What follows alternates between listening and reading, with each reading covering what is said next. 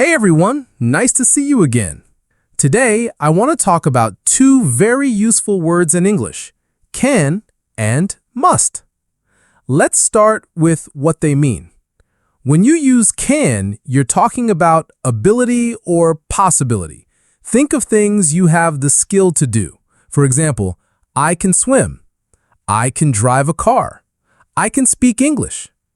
When you use must, you're talking about a strong obligation or something that is necessary. It's something you have to do. For example, I must go to the shop. I must do my homework. Both can and must are what we call modal verbs. Don't worry about the name. The good news is that they're really easy to use. How to use modal verbs?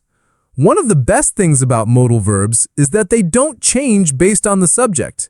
With a normal verb, you have to remember things like he swims or she talks. But with a modal verb, it's the same for everyone. I can swim. You can swim. He can swim. She can swim. We can swim. They can swim. It's that simple.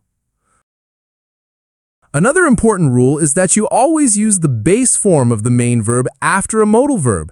You never add ing or to. We say, I can swim, not I can swimming or I can to swim. Making them negative. To make a modal verb negative, you just add the word not after it. I cannot swim. I must not be late. With can, we usually combine the two words to make cannot. Most of the time, though, we use contractions when we speak. I can't swim. I mustn't be late. A quick pronunciation tip. For mustn't, the T in the middle is silent. We say mustn't.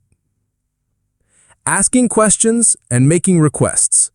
To ask a question with a modal verb, you just swap the positions of the subject and the modal verb. You can swim.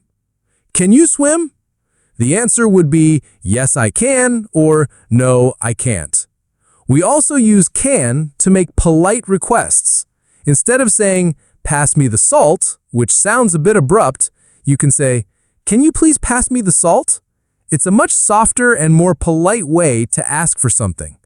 I hope that helps you understand the basics of can and must.